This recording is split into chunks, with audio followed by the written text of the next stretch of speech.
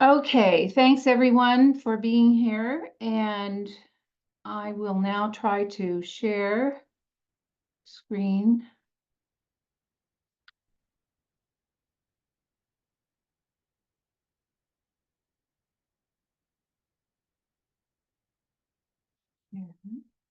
Okay. Show from beginning. Okay, can everybody see that? Okay, for some reason I have Chris's picture up here instead of mine. Oh well, okay. Can you all hear me? Yes, loud and clear. Okay. Yes. As I was saying before, when I was promoting my book, this is going to be more or less based on my book. That was about 14 years ago. I gave up lectures all over the place in California and in Australia, sometimes on certain aspects of the book and other times an overview. And somehow in my various computer transformations or transfers, I've lost all copies of those talks. So I'm now just going to give a quick run through of some of the topics I tried to cover and how I came to write the book. I now realize that it was fairly academic in tone, although at the time I thought it was very readable, but I'll try to avoid as much academic gobbledygook as I can. And first I'm going to read a little bit from, let me start this. Just a minute. Start my, okay. I'm going to read a bit from the introduction. So this is the cover of the book. I was born and raised in California, the daughter of a native son. I grew up amidst eucalypts and on the beach, and that's me on the beach at 14. I lived and worked an itinerant scholar in every region of the United States except the Southeast.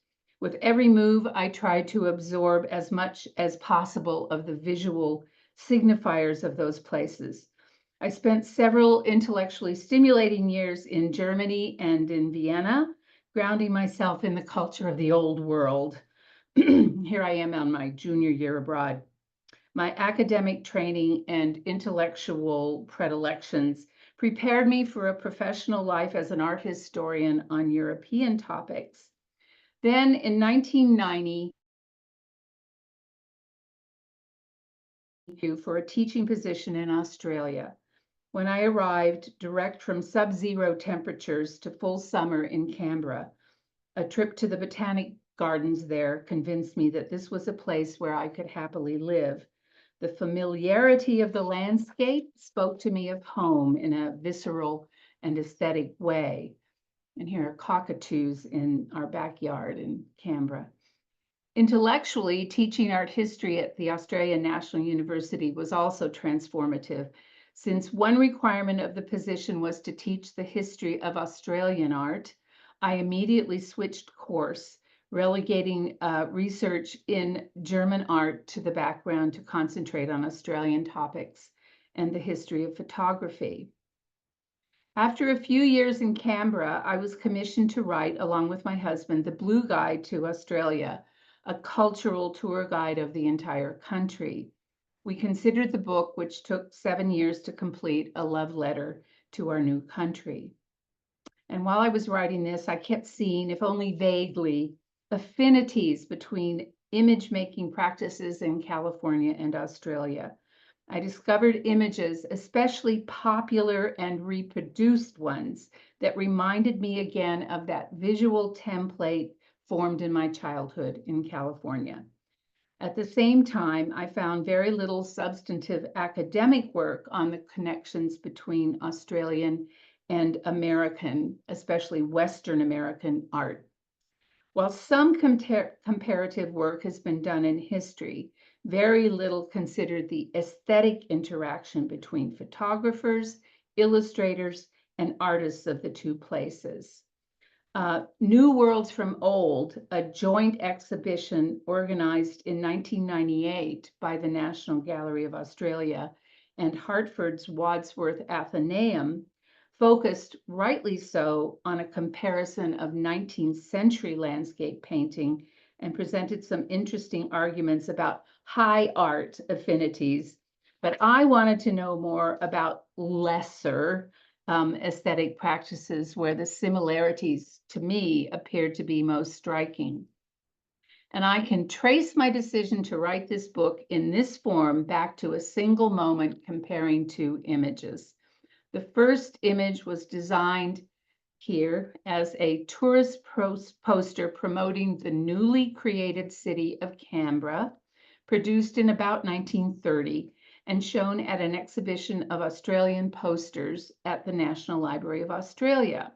So what do we see here? First of all, we see a Mediterranean arch, a sunny landscape, bulbed flowers, these tulips, which was an unusual feature of an Australian landscape, and most prominently displayed as part of the newly developed Canberra, a red-roofed building, and in the background, a hilly landscape. Two fashionably dressed people, elegant and modern, are represented by their binoculars as tourists, and the poster lettering is pointedly modern, a kind of Art Deco sans serif style.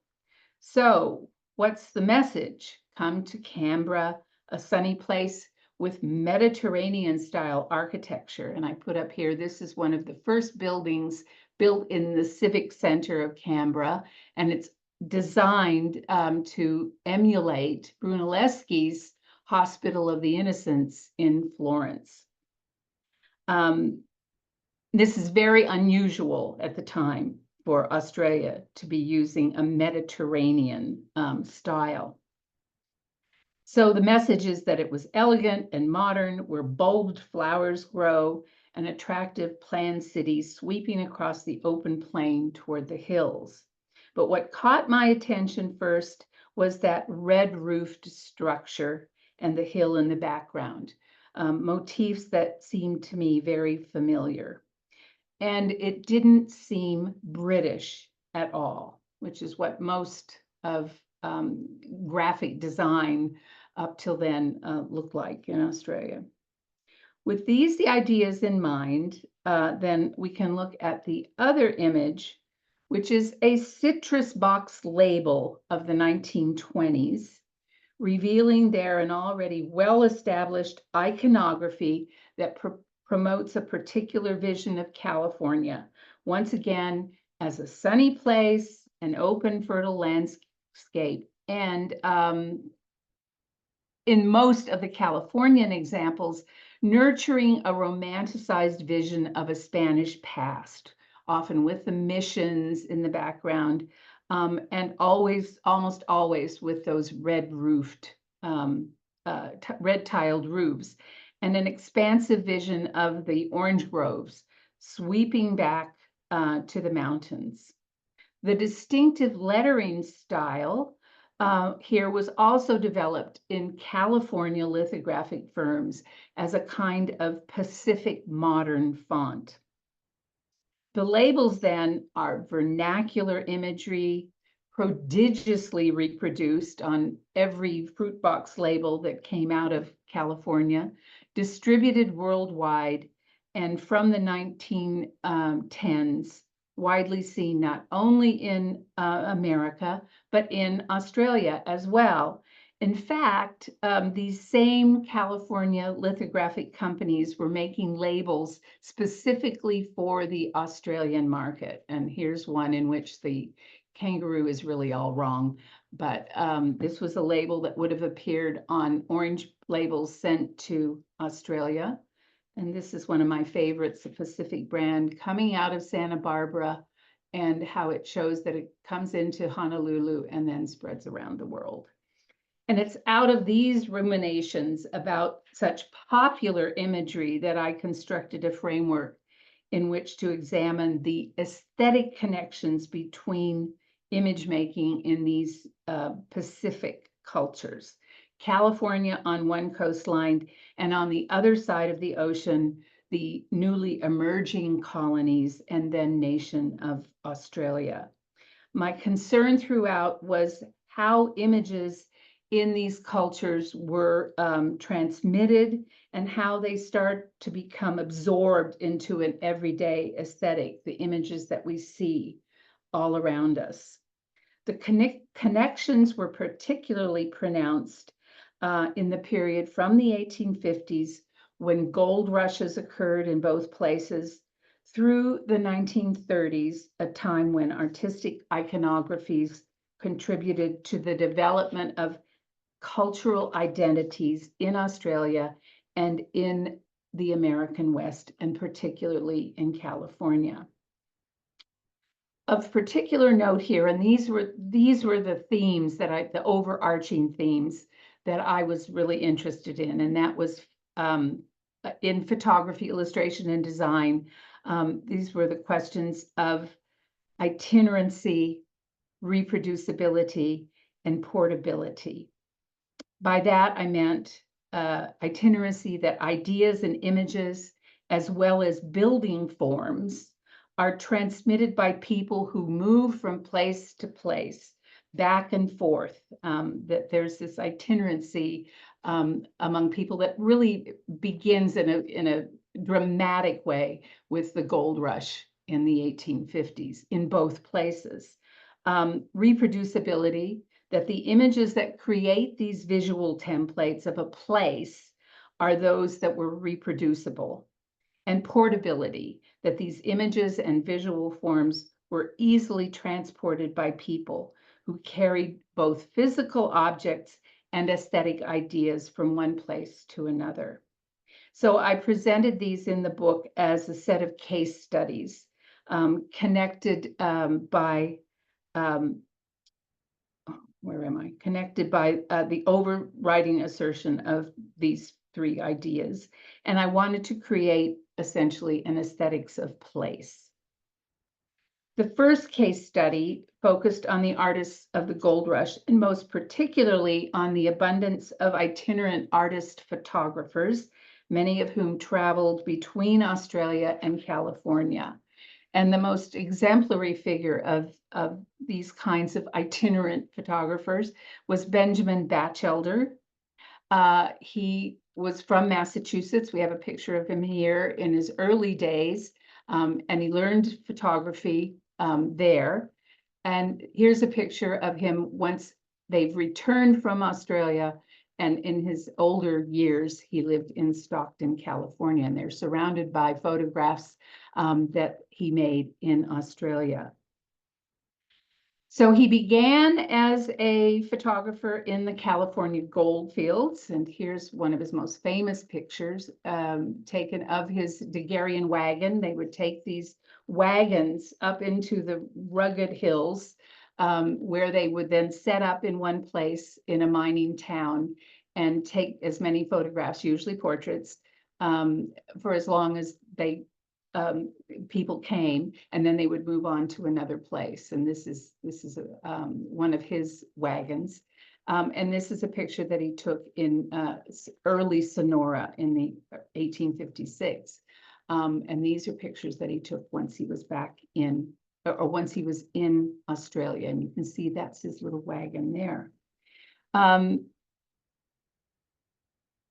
He moved to Australia, where he followed his brothers, who had already set up a very fashionable photographic studio in Melbourne. This is one of the pictures by his brother Batchelder in the company Batchelder and O'Neill.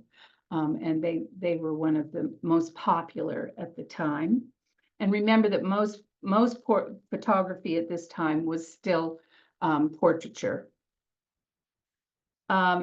Where after much itinerant work, he eventually opened a photographic studio in Bendigo. And then he returned to California in the late 1860s. An examination of Batchelder's photographic views reveals how his own compositions changed in keeping with the demands of his customers. They also indicate how influential to the development of early Australian photography were the techniques and the equipment brought to the country from America. Batchelder and other photographers opportunistically touted their American training and techniques, because America at this time was seen as the home of technological innovation. And photographers in Australia immediately grasped this idea. To show that they were modern and up to date, they would align themselves with American technology, including the most fabulous photographers in Australia at this time, Merlin and Bayliss. And here they are in front of their store, their company, called the American and Australasian Photographic Country. And even on the back of their images, they would tout this idea of connection to America. Neither one of them had ever been to the United States, but they named it American and Australasian Photographic Studio as a way to emphasize how modern they were and how much of their technique was based on what they had learned from American photographers. Merlin and Bayliss, I wish I could talk about forever, most extraordinary photographers. They went from in every single town in Australia and photographed every building that they could. All of these photographs were on plates that were found absolutely fortuitously in a shed many, many years later in the 1950s, I believe. And so these are the kinds of images they produced. They did do some of the mines themselves, including the Holterman mine. And Holterman was the man who found the greatest gold reef and pieces of gold in the Star of Hope mine, and became fabulously wealthy because of that. And then supported Merlin and Bayliss to continue this project of making a photograph of every building in the country.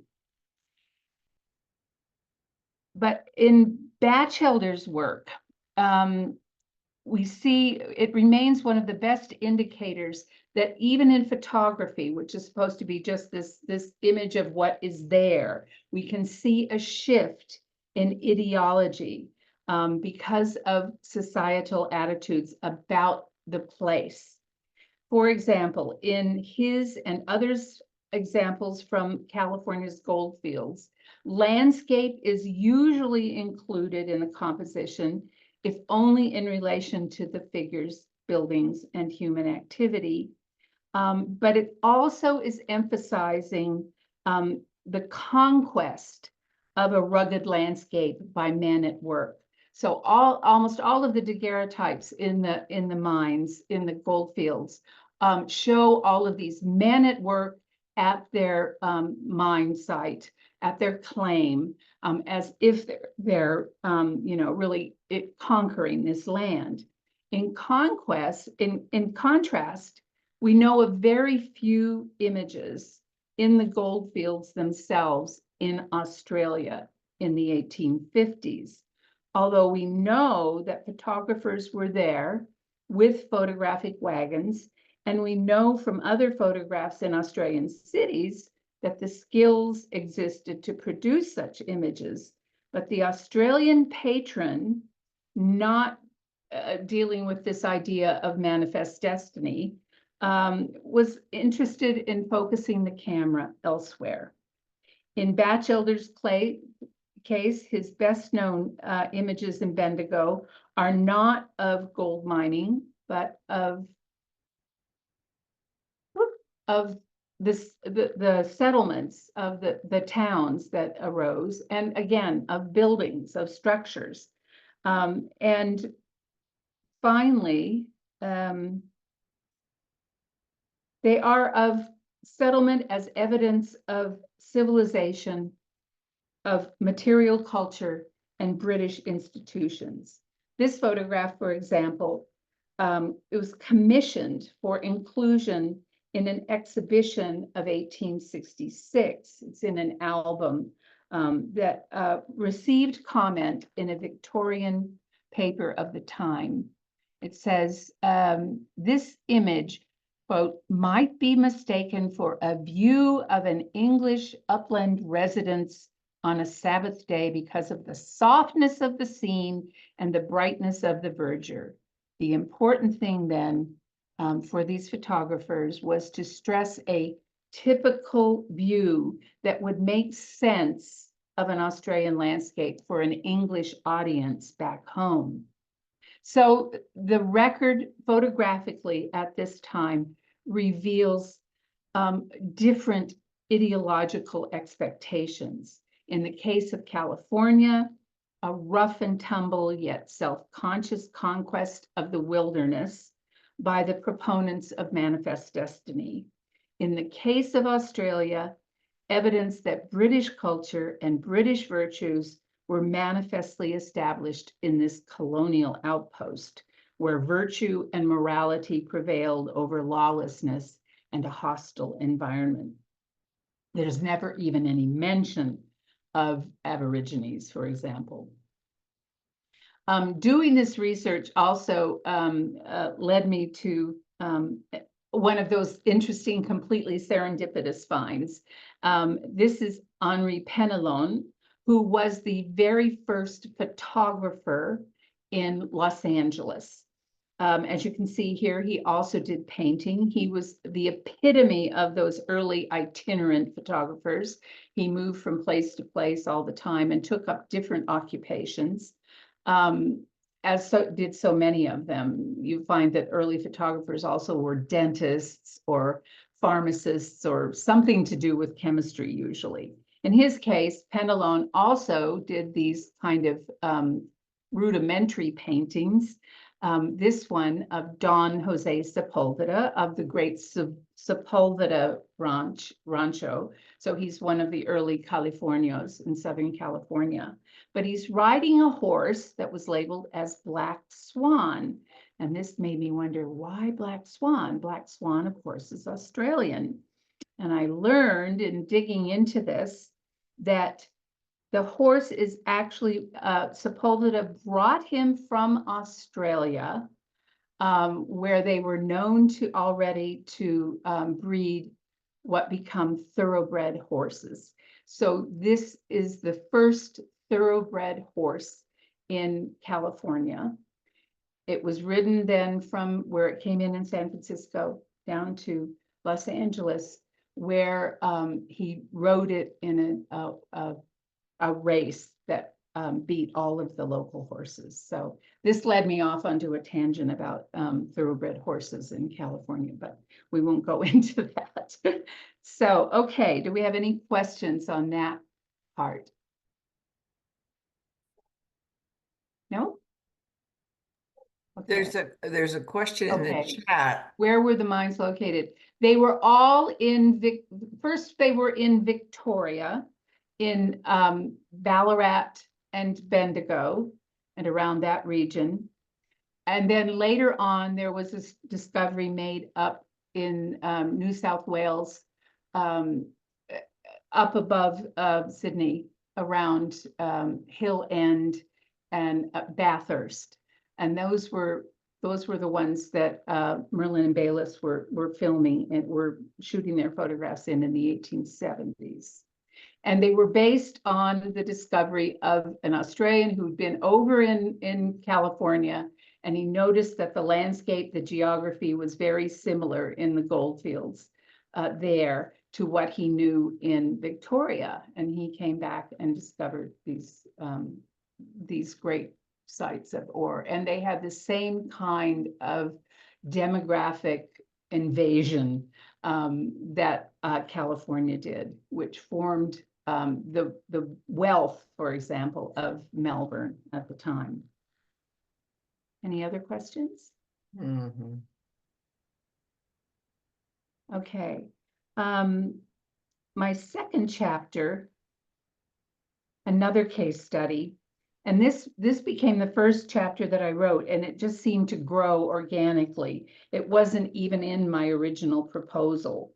It happened when I discovered this little painting, this small, crudely rendered narrative painting in the Ballarat Art Gallery entitled Euchre in the Bush. We know that this specific card game and this specific setting is the painting subject because the artist, one Joseph Colin Johnson, who later was to be known as JCF or Alphabetical Johnson, has written the title into the painting. And you can see it down here in careful black lettering in the middle of the canvas. So the specificity of details in the scene have always led viewers to assume that the artist was seeking to illustrate a story that was, by virtue of these details, recognizably taking place during the years of the gold rush in Australia. So this is made in the late 1860s. The gold rushes were in the early 1850s. So it's already a little bit of nostalgia. And what do we see? We see seated at a table inside what is obviously a miner's hut. We can see the shovels and there's knives on the wall and one single little can. This is not a domestic hearth. This is obviously some miner's hut. We see a bearded white miner who's wearing an outfit which was identified in Australia as what the Yankees wore. It was Yankee garb in the Australian goldfields. So he's identified that way. And on the left is a Chinese man with a pigtail and in traditional clothing. And on the right, a black man in stockman's outfit and with white sideburns that mark him as being old. And they're playing cards, and those are very specifically laid out on the table with a 4 of clubs. And they have stacks of downturned cards next to them. And on the floor are elements, again, of a bush life, the bullwhip and some kind of disc or plate. I'm not sure what that is. The artist's hand is obviously not skilled. He doesn't have a grasp really of perfect perspectival rendering, and he struggles really with color and shading. But it's obvious that he's trying to be meticulous in these details to convey a story he wants to tell. So what is this story? First of all, Johnson was a known figure, and he'd done a lot of different things. He wrote stories for the local papers that were emulating Mark Twain and what we'll talk about in a minute, and Bret Harte and others about bush yarns, bush stories. His small painting in Ballarat is his only foray into the visual arts.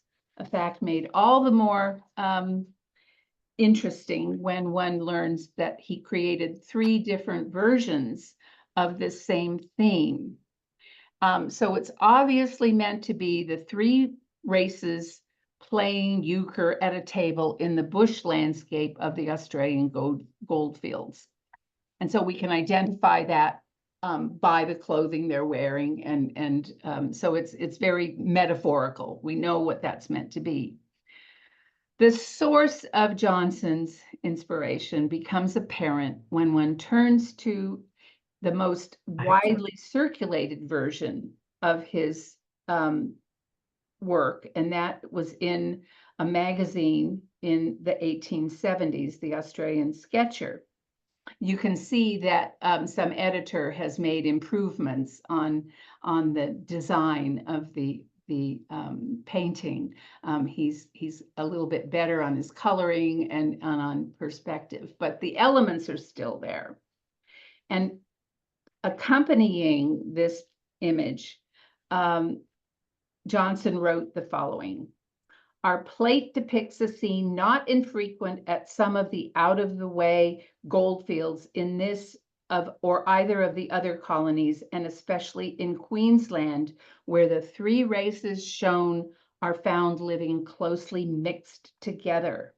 It is a bright Saturday afternoon, and Jack, the blackpacker, Harry, my friend, the digger, and Ah Sin, the Chinese fossicking is the Australian word for mining or for gold digging, have met to while away an hour or two at a game of cutthroat euchre.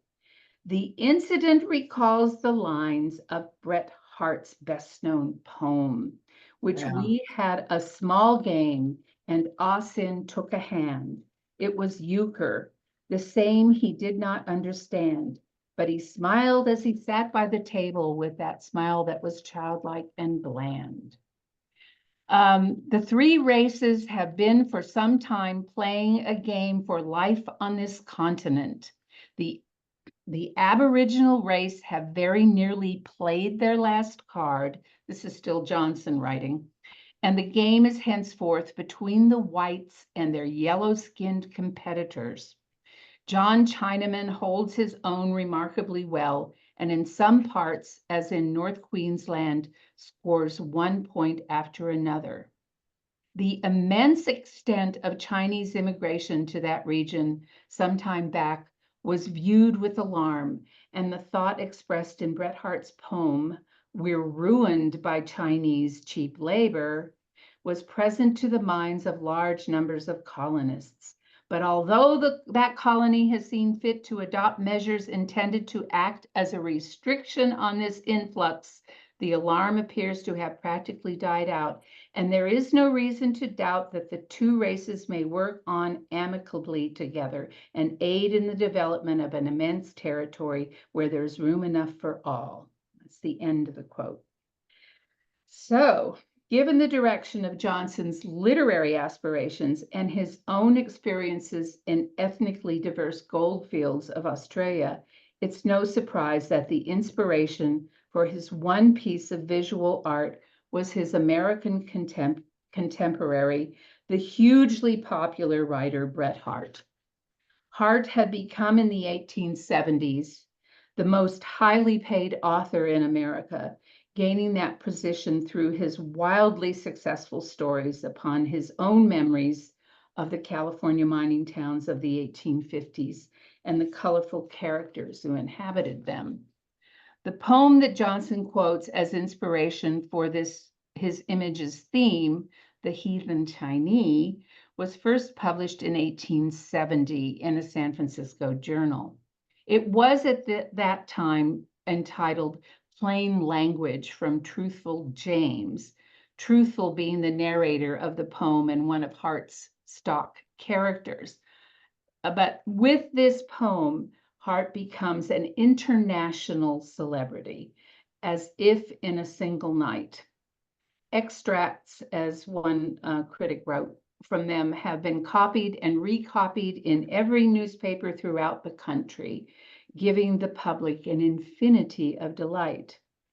Now, the overwhelming popularity brought some predictable discomfort, not only to Harte, because of the ways his whole idea about the Chinese was misinterpreted and used by racist commentators and politicos in a way that he had not intended.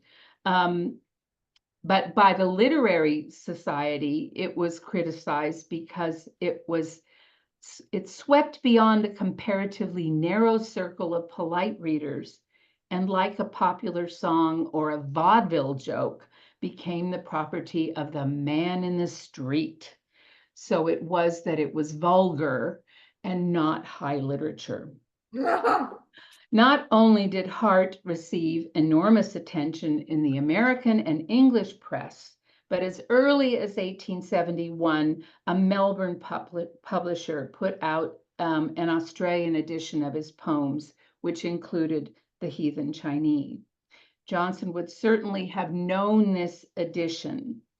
So the popular connections between Harte and Johnson, both constructing an image of themselves as itinerant adventurers in gold-rich frontier societies, was nurturing already a nostalgic picture of an era already past. But the whole popularity of the heathen Chinese, of this story, of this iconography was taken up all over the place. This is Rufus Wright's painting of it that's in the Oakland Museum, but it also appeared in really unfortunate examples of popular imagery.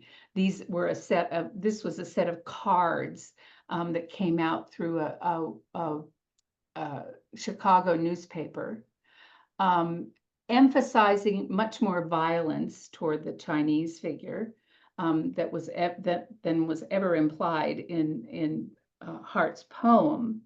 And these kinds of things would have also been transferred to and would have appeared in Australia probably.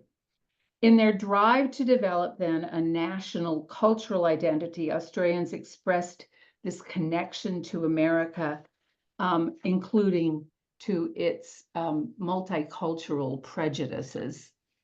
Hart apparently was chagrined throughout his life that enormous fame arrived because of his poem about the heathen Chinese, and particularly lamented that his line about cheap Chinese labor was taken up with such enthusiasm as a statement in support of government attempts, both in America and in Australia, to ban Asian immigration.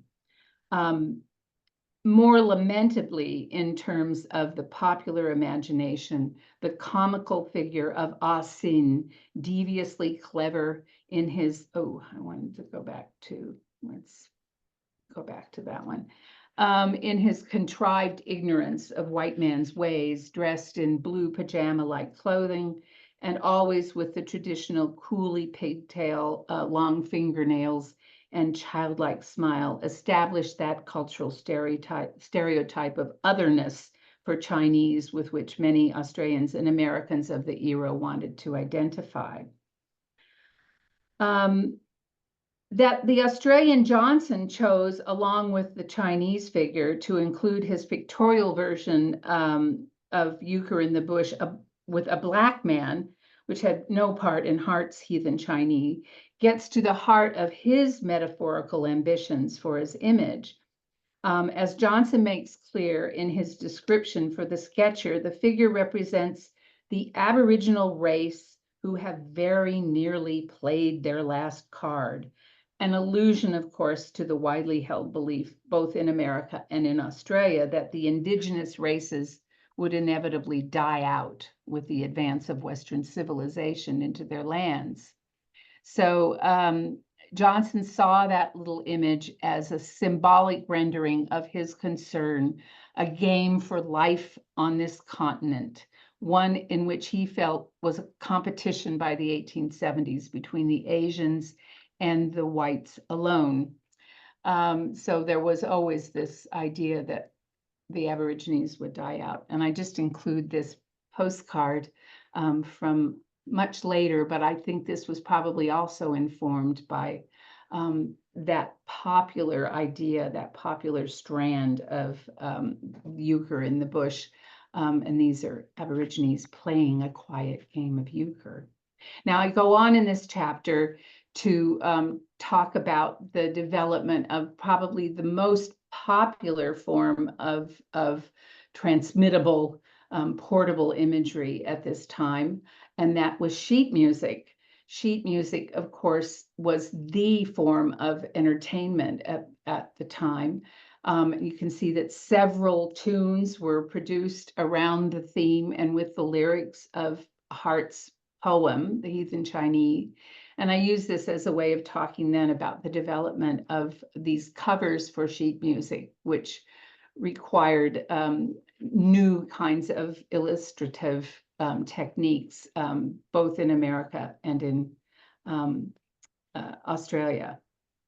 Now, staying with Bret Harte, I talk about the popular exchange of knowledge about the continent down under in California, that Harte and his Californian compatriots were aware of Australia is clear.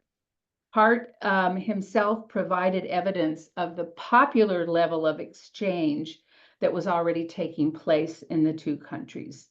On the first page of his first newspaper, the first newspaper he edited, he published this humorous poem called The Ballad of the Emu, reference to the ostrich-like bird of the Australian outback, which obviously had arrived in California by the 1860s.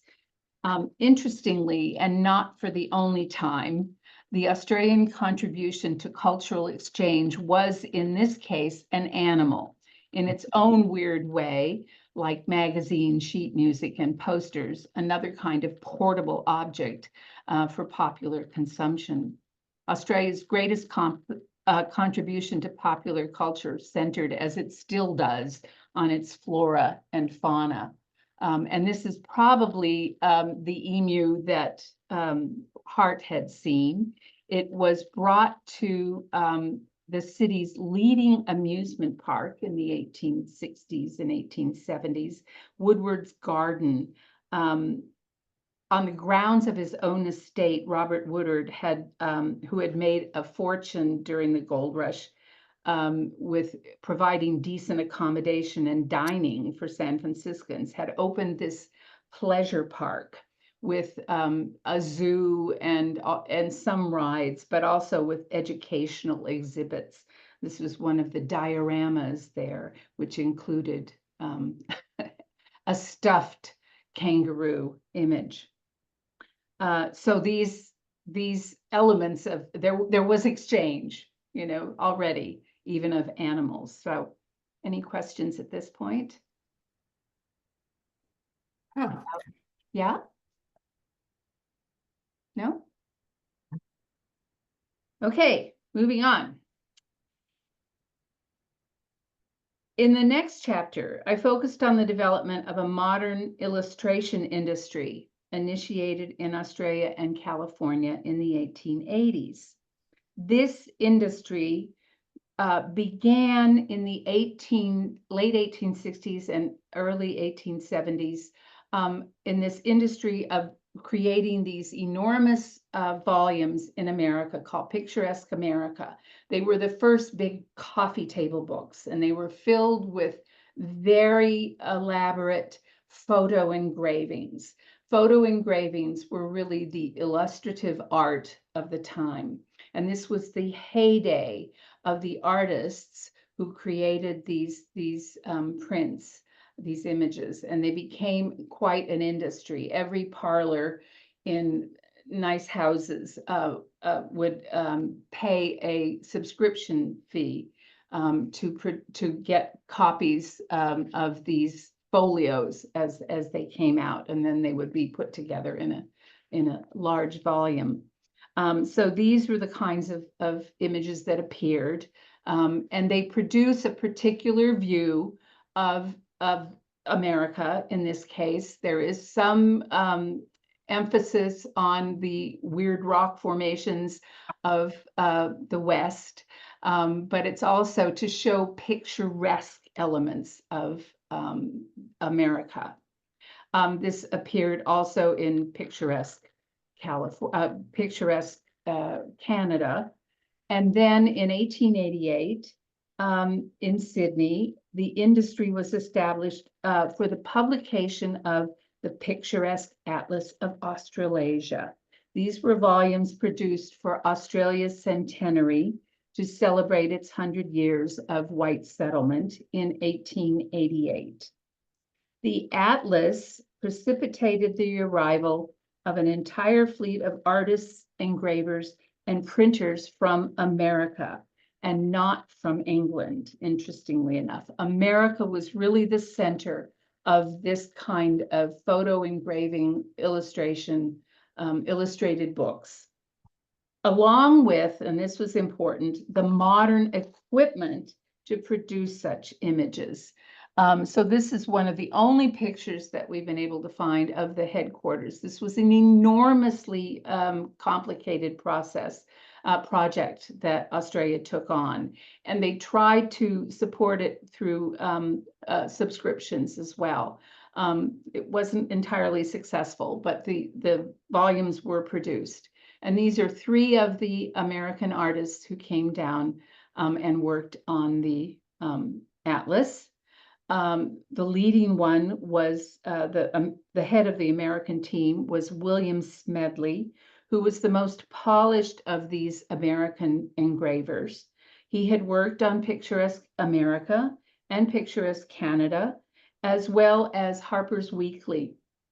And if we look here, I contend, remember when we talked on Impressionism about the wet surfaces?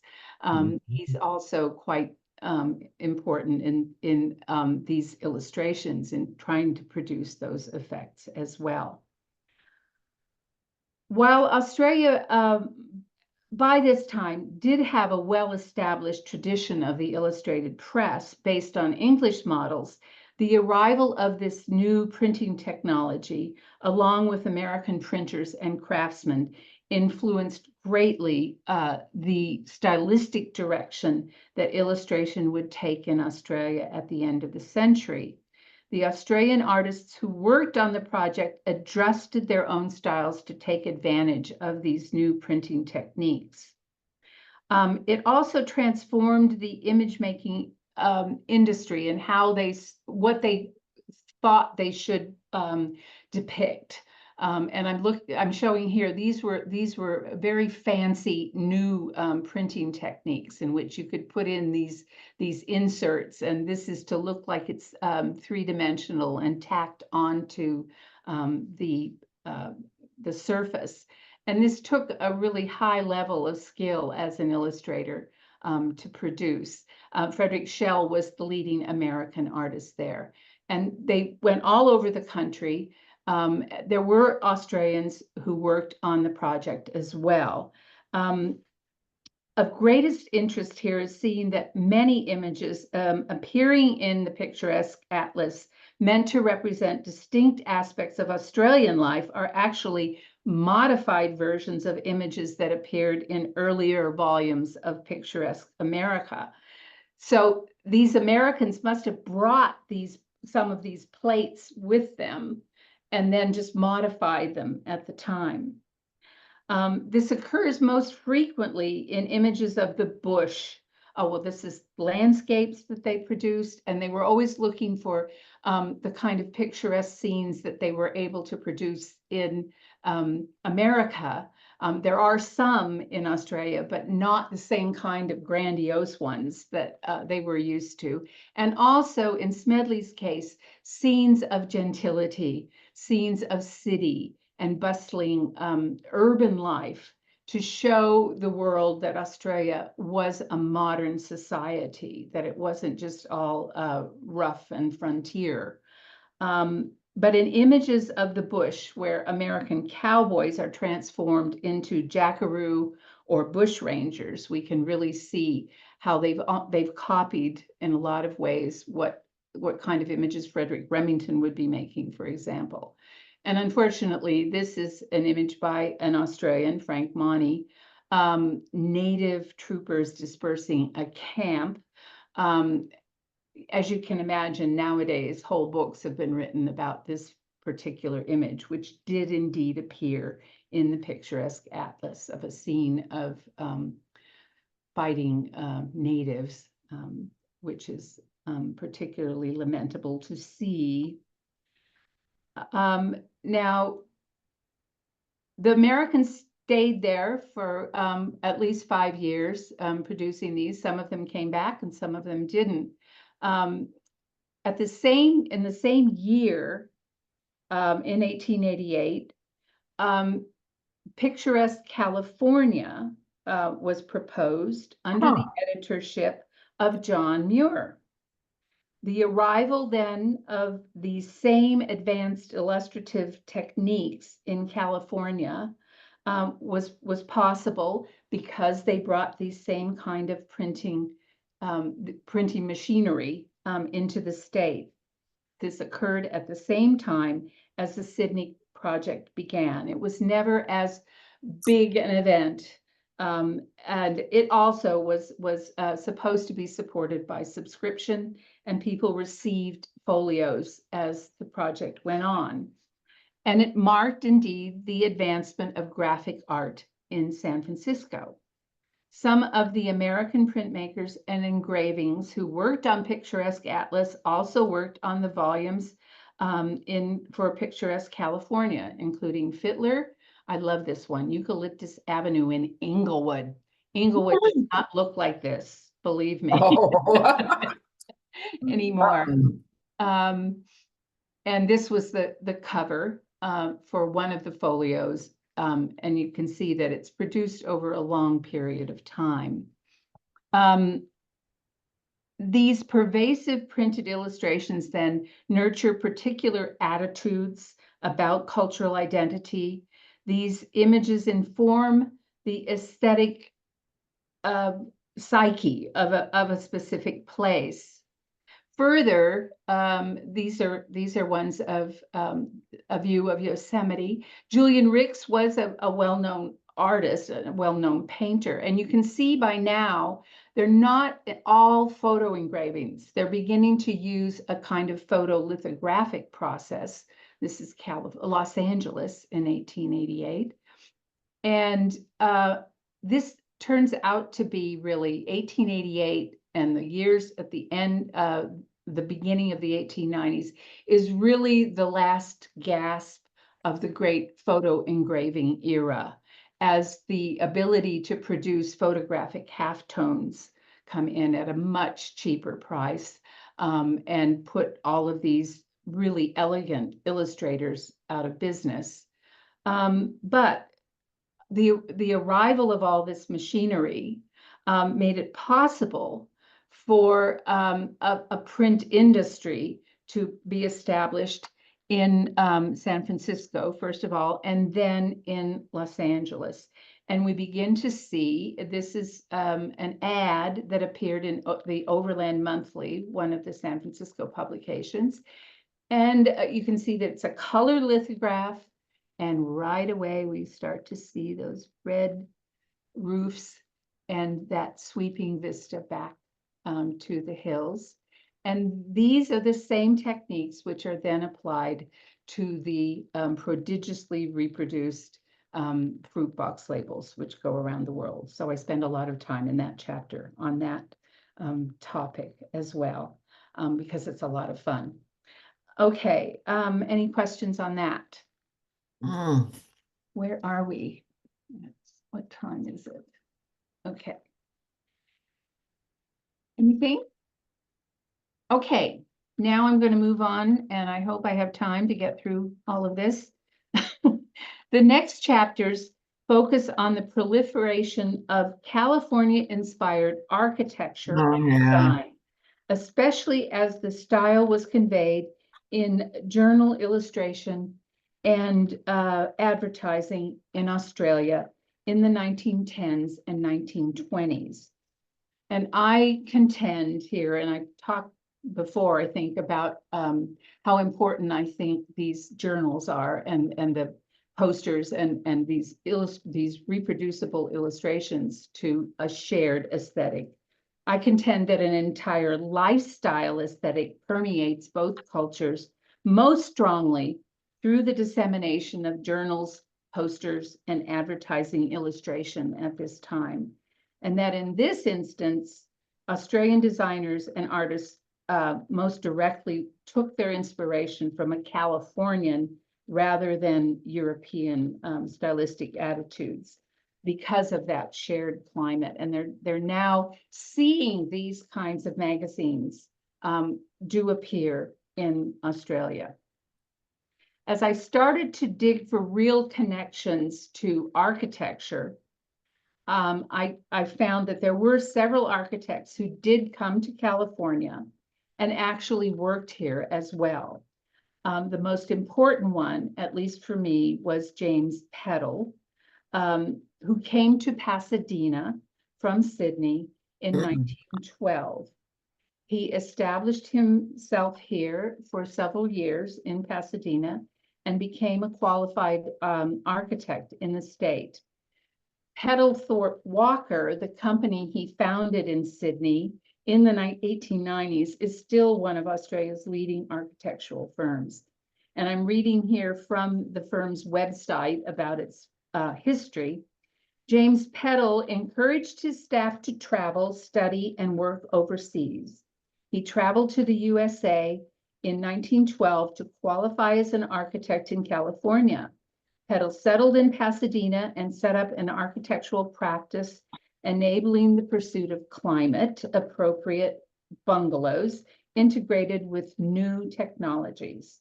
Upon his return to Sydney in 1916, Peddle advocated healthy living through the design and construction of housing responsive to Sydney's climate and geography.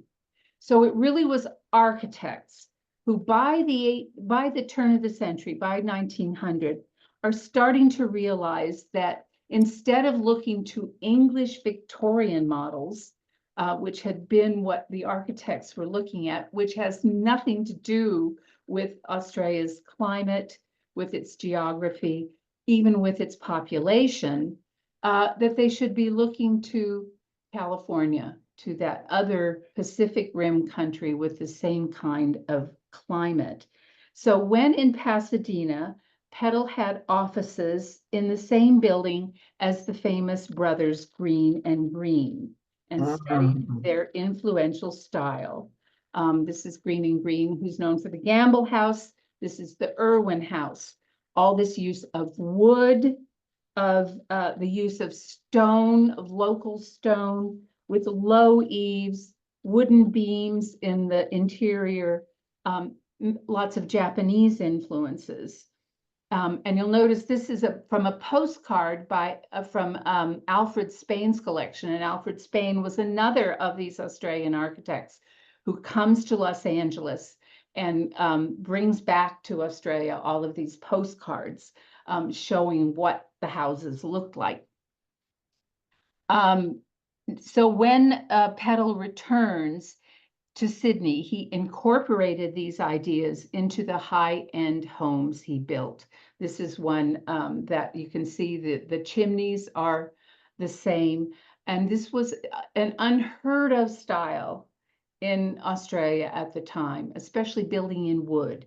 Wood was seen as a poor man's building product. If you were going to build a house that showed that you were established and you were well off, you built a brick home. So this was bringing in also these kinds of gazebos and pergolas. All of this comes from his time in Pasadena. The other influence for them, whoops, oh dear, never mind.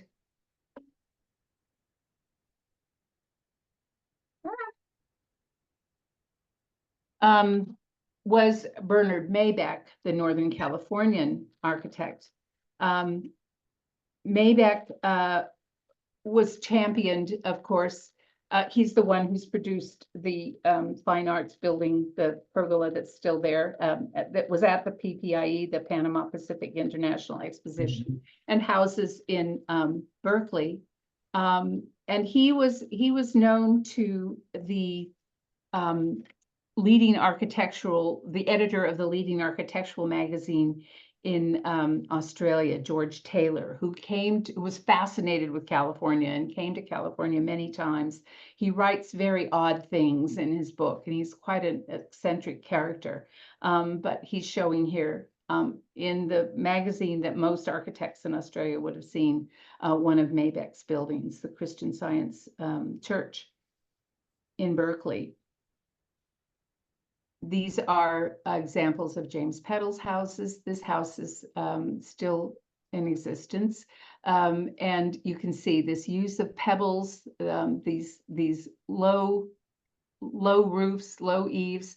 And this is what was almost a summer house that was derelict for a while in Palm Beach. Palm Beach is now the toniest place in the area of Sydney to live. And this was restored, and I just saw an ad that it was selling for $6 million. So some of these are still around. that they saw when they that he built when he came back. On a more modest level, the importing of what would become known throughout Australia as the California bungalow, that's what it's called, gained impetus not only through the images published in magazines, but through another example of cultural exchange, the subject of my chapter 5, and that was the Australian presence at the Panama Pacific International Exposition in San Francisco in 1915. Although hampered by the onset of World War I, the event was enormously important for San Francisco to show its rising from the ashes of the 1906 earthquake and to convey to the world a specific Californian lifestyle. Australia participated despite setbacks because of the war efforts. One of the redwood industry's exhibits at the PPIE was of a prefabricated house out of timber, home of the redwood, touting a way to build that could be applied to the fast-growing cities in the West. And remember that Australia at this time is also burgeoning. All these suburbs are beginning to develop, and they need to have some way of producing housing quickly. A Sydney real estate developer named Richard Stanton imported from this company, from the Redwood Industry Association in California, a prefabricated house christened Redwood and installed at Rosebery, one of his suburban development projects. The architectural historian J.F. Freeland wrote that, quote, the house itself was vastly important and influential because by introducing a full-blown, genuine, and undiluted example of the California bungalow to the Australian scene, it acted as stimulus, catalyst, and model, unquote.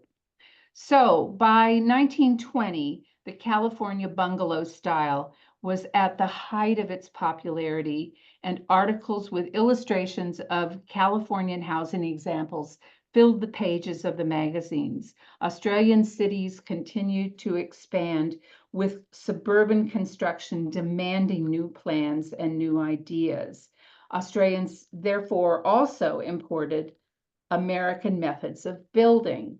And I include here an ad on factory-built houses with plans from Southern California, the land of beautiful bungalows. And these kinds of methods of producing quickly prefabricated houses were translated into an Australian situation. And this is one of the largest timber yards and joinery mills from which the suburban houses of Sydney were produced. This is what, 1913. So with the introduction of the bungalow as a housing form, coupled with knowledge of these new building methods, the Australian bungalow took off as the most desirable housing style in these new suburbs. They adopted the front porch, the low eaves, the use of wood, although many so-called California bungalows were later built in brick. But in many cases, at least in my experience of the ones I've seen, is what they didn't seem to be able to get their heads around was an open plan interior. They still often have these English-style hallways with small rooms off to the sides and with many doors. At least a lot of the ones I've seen. But what the development did establish in Australia was that their Pacific neighbors in California had developed their own distinctive style that played into its climate and location on the Pacific Rim. By the late 1920s, as the fashion for the bungalow style waned in both places, it's not surprising then that Australia would once again turn to the other Pacific coast for another architectural inspiration, and that is the Mediterranean and Spanish style. Visitors to the 1915 fairs There was the San Francisco Panama Pacific International Exposition, but in San Diego at the same time was the Panama California Exposition, out of which came these kinds of buildings. This is Bertram Goodhue's California building, which is still there in Balboa Park. So they turned again to the Californian adoption of Latin American and Mediterranean stylistic elements. The leading Australian architect using Mediterranean forms was the English-born Leslie Wilkinson. And he wrote in 1921, "We should turn to the Mediterranean, which is the cradle of some of the finest architecture ever produced, with the exception of the great Gothic work of northern France. We should turn to Italy and to Spain, particularly to Spain, and also across the Pacific to California and Mexico." So you can see here, this is a postcard from my postcard collection of Joan Crawford's house. And this is Leslie Wilkinson's transformation of a Mediterranean style, a Spanish style, in Bowral, which is a suburb of Sydney, or further out than that. And this is one of his more elaborate Mediterranean designs, with the red tile roof, which of course, the other thing that Australia and California share are wildfires, bushfires. And so the red tile roof becomes as essential for that reason as it is in California. Other architects across the country adapted these ideas. This is in Queensland. It's actually called Santa Barbara. And this is one in a Bayside suburb of Sydney in Clifton Gardens. The idea of the use of Spanish style forms is not as widespread as in California, since of course Australia doesn't have those same Hispanic connections that they're trying to nurture. But it does have, it did seem to take a lot of their ideas from the ads in newspapers and stories about movie houses and gas stations. And we all remember, kids in California remember these Spanish style gas stations in the state that were built in the 1930s, most of them. So do I have time still? I do. Oh, good. Okay, are there any questions about architectural elements? Okay. I want to go on to, if I have time, to the subject of my chapter, one of my favorite chapters, and that is the exchange of plants, and most particularly the proliferation of the image of how the image of the eucalyptus is set up as a visual idea of California, accompanied by the idea of garden design as manifesting a new sense of place and relationship to the landscape. The eucalyptus, along with other Australian plants, but most clearly the eucalyptus, arrived in California with the gold miners in the 1850s, and almost immediately was taken up by nurserymen here and planted as windbreaks for farmers. That was the first way that it was used. And erroneously was actually planted because the railroads thought that they could use the wood for railroad ties. Any Australian could have told them that that wouldn't work.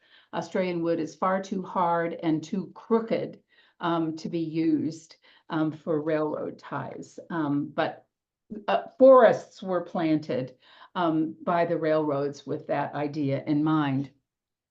By the 1870s, the conscious programs to plant eucalyptus throughout California were so successful that the trees form began to be used enthusiastically as part of the promotional iconography of the state. And we have to keep in mind that from the 1850s, a lot of California's natural forests had been depleted. We all know of the cutting down of all of the redwoods, and it had been depleted for firewood by the miners and by the new residents. So it wasn't unusual to think that they would bring in a fast-growing tree to supplement that loss.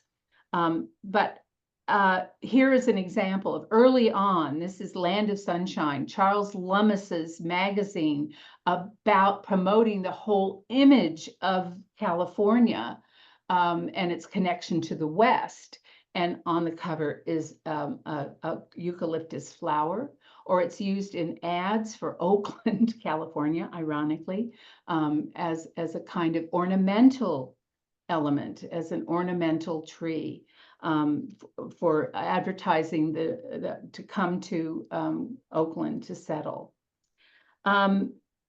It was used at the PPIE as an ornamental plant, and John McLaren, who was the supervisor and director of Golden Gate Park for 50-some years, is very responsible for bringing in Australian plants that appear in Golden Gate Park and throughout San Francisco. And it's often, as you can see here, eucalyptus is often placed against Spanish-style Mediterranean buildings as if they work together. It's so complete in its iconographic absorption that many Californians to this day think that the eucalyptus is a native tree. And it's often planted as the appropriate tree to accompany Mediterranean architecture. Okay, let me go here. This is Theodore Payne, who became the champion of planting native species in California. He's lionized for that. The Theodore Payne Foundation promotes the installation everywhere of native gardens. But it's important to remember that early on, he promoted the planting of eucalyptus throughout the state. When I went to do research on his attitudes toward the eucalyptus, I went to the archives, and the people that ran the archives, who were champions of native plants, would not give me the boxes, which referred to his support of eucalyptus. So that's how complete this attitude about eucalyptus. But at the time, in the early 1900s, it was seen as the plant, the California mahogany, the king of the forest, to be planted here. And as I said, it was often planted in connection with the idea of Mediterranean-style architecture. It also begins to appear, because it appears everywhere, in local artists' work, so much so that by the 1920s, there was a whole school called the Eucalyptus School of Art. It was used in a derogatory term as being not modern, as being only kind of calendar art. But many artists in California turned to the eucalyptus for their inspiration. On the other hand, in Australia, the use of the eucalyptus in its artistic forms follows a different trajectory. It's usually early on. Remember, we saw that in the Impressionists, where it's used as this kind of masculine, sturdy tree, if it's used at all. And whereas Californians always touted the tree's ornamental function as an enhancement of the created or planned landscape, the Australians took longer to overcome their initial distaste for this decidedly non-European tree that supposedly gave such a monotonous appearance to the indigenous landscape. There was no such thing as a native style garden in Australia until the 1970s, 1980s.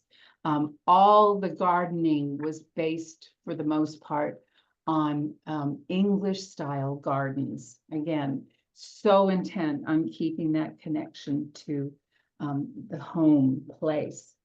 But in California, one of the last things that I found fascinating was the eucalypt's inclusion in California images of automobile tourism.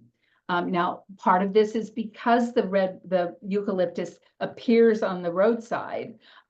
And these were the images on Touring Topics, the magazine of Southern California's Automobile Association, in which they're promoting the car and traveling through California. And often the ads and the pictures of automobiles are planted next to an ornamental image, a picturesque image of a eucalyptus. So the introduced tree became part of the hard consumerist sell of the California way of life.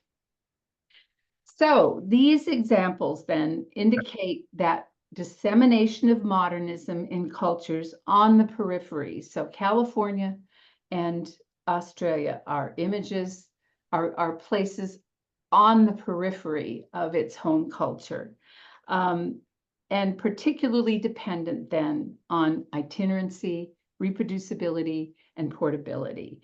The visual interactions between California and Australia continue into the post-war World War II era.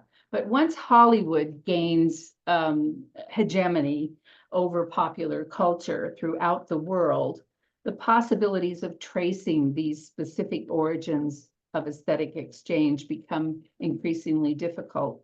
My study then focuses on this early period of popular exchange in a pre-cinematic example of an aesthetics of place. So that's it. Okay, so did I make it? Oh, I did. Oh my goodness. I was so worried. So, do we have any questions? It's just fascinating. You've done a brilliant job. Thank you. This was a long, long project. I think my my acknowledgments at the front of the book are about 10 pages. A lot of people contributed to this. The interesting thing is that for Australia, the one that's become the most popular is the chapter on Spanish style architecture, because that's something they just never looked at, never really thought about. So it's there. And there are some fun examples too of movie houses, for example, that are built there in a Spanish style. Is your book available? Yes, yes. Are you in Chico? Chico. Okay, it's in the Miriam Library. Good. Two of those, and it is still available on Amazon, I think. It's distributed here through University of Washington Press. Okay. Yeah. Thanks. Thank you, because that really, I don't think I've ever seen anybody. The Pacific Rim, of course, is certainly part of growing up in California, but Yeah, I've seen it go all the way out to Australia with the art going back and forth and all the landscaping. Yeah. Fascinating. I think you're the only person ever thought of that. well, yeah, and I was sitting there in Australia. I was See. getting ready to come back, and I thought, when I saw those fruit box labels and I saw that poster, and I thought, I'm the person that should write this. Oh, just a minute. I've got, okay, let me just.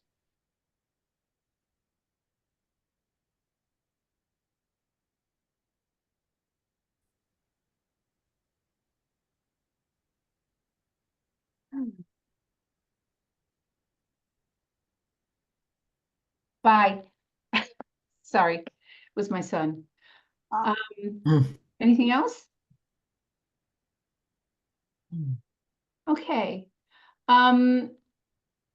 Yeah, and I think I was surprised that, Chris, that I was surprised my book isn't available at Rochester because Paul Giroux, who was the head of the art history department at University of Rochester, was my colleague at ANU. But he must have I know I sent him a copy, but he obviously has kept it for himself. Yeah, I didn't check the RIT library. They may have it. No, but, they don't. They don't. They I don't. checked it. Okay. No. Well, they had your other book. Yeah. For some So- reason, that one came through that's through an odd publisher that for some Yeah. reason is connected to strange universities that you wouldn't expect it to be. Not that RIT is strange, but other ones like Northern Idaho State and, stuff. I don't know why they would be on that. But anyway, Maureen? I had to step away when you were talking about the bungalows Oh, that were dear. being built in Australia. Okay. And it got me to thinking about bungalows in this country, in Tucson, that were delivered from Sears Roebuck. Oh, yes. Yes. Did they do a package service in Australia? Not the same way, but Okay. that lumber yard that I showed was doing a kind of prefab. Not like the package of the Sears ones, but Mhm. yeah. Yeah, and the other thing was eucalyptus trees. They are all over Tucson. Oh, yeah. And if you're lucky, you get to see one hit by lightning when they explode. They're most of them are dead. They're very big. They've Yeah. dried out. Yeah. It was so much fun in Sydney. We were in a hotel that overlooked a eucalyptus tree. We were on like the 22nd floor or whatever, and it was so nice. It was green. The Yeah. whole thing looked healthy. It was like, is that how they're supposed to grow? Well, actually, they grow more abundantly in some places in California than they do Oh, yeah, I'm sure. Australia because we don't have the same bugs or the same invasive animals or whatever. What I found fascinating is that here everyone believes that it's the eucalyptus that are so bad about forest fires, right? Because they explode and all that kind of stuff. Well, in Australia, it's the pine trees that are planted that Yeah. they think cause the fires. So Who would bring pine trees to the desert? My neighbors across the street. they have huge forests of pine trees were planted outside of Canberra. And when we had the perfect storm fire, all of those exploded. Yeah, but it's just a question of They just explode and throw their seeds everywhere, and here they come again. but actually I've seen in fires in Australia where the eucalyptus do recover and continue to grow and don't catch on fire as quickly as everybody here seems to think they do. But anyway, that's one of my Well, here they do. oh, somebody grew up or worked in Dubbo. Oh, Lois, are you here? Or did she leave by now? Okay, well, I hope that this informed you somewhat about Australia and the stuff that has happened there. And yeah, I am probably the only person who's written on this topic. But I've enjoyed doing it. Yeah.